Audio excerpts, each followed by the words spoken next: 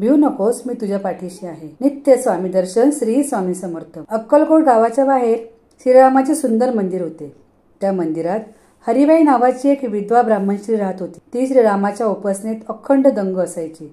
रोज सायंकाळी ती स्वामींच्या दर्शनाला जायची. संतांचे अभंग वाचण्याचा तिला छंद जडला होता. समर्थांच्या दासबोधाची ती नित्य पारायणे करायची. देवळात जी कीर्तने प्रवचने होत तेवढी ती नेमाने ऐकायची. त्याच देवळात बाबा सबनीस नावाचे गृहस्थ वेदांतावर बोलायचे. त्यांना अहंकाराची तीव्र बाधा झाली होती.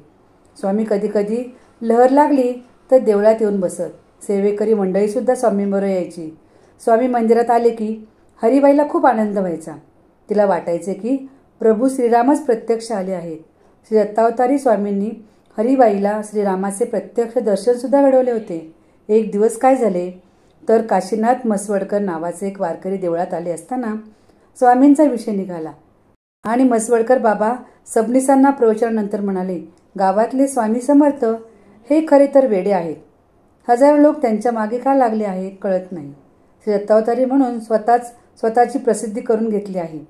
त्यांचे चमत्कार आणि लीला तद्दन खोट्या आहेत. हरिबाईला हे बोलणे अजिबात आवडले नाही.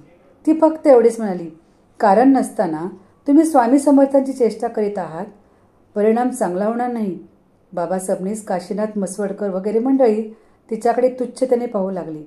इतक्यात एक काळाभोर लांब सडक सळसळत आला आणि बाबा सबनीसांना चावला. एकच हलकल्लोळ उडाला. काय करावे ते कळेना. मसवडकरांनी बाबा सबनीसांना उचलले आणि डॉक्टरांकडे नेले. दवाखाना बंद झाला होता. कोणीतरी त्यांना सांगितले, स्वामींकडे जा. मसवडकरांना लाज वाटली. काही क्षणापूर्वीच त्यांनी स्वामींची यथेच्छ चेष्टा केली होती. परंतु सर्वांचा आग्रह झाला आणि मसवडकर बाबा सबनीसांना घेऊन स्वामींकडे गेले. स्वामी म्हणाले, मसवडकर, आम्ही ठार वेडे. लोक कशाला मागे लागतात कळत नाही. परंतु तुमच्या पितरांचे काय जाते? तुमचे वारकरी पोशाख आणि कपाळावरचे टिळे विटाळलेले आहेत. स्वामींचे बोलणे ऐकून मसवडकर घाबरले. त्यांनी स्वामींना साष्टांग नमस्कार घातला. क्षमा याचना केली. म्हणू लागले, स्वामी, आम्ही अनंत अपराध केले आहेत. त्याचे प्रायश्चित्त मिळाले. समर्थांनी बाबा सबनीसांकडे नुसते पाहिले. बाबा सबनीस ताडकन उठून बसले. सर्व विष नष्ट झाले होते. त्या क्षणापासून ते दोघे स्वामींचे भक्त झाले. असा स्वामींचा आशीर्वाद सर्व स्वामी भक्तांच्या पाठीशी सदैव राहू दे, ही स्वामीचरणी प्रार्थना.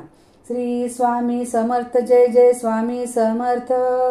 श्री स्वामी समर्थ. जय जय स्वामी समर्थ.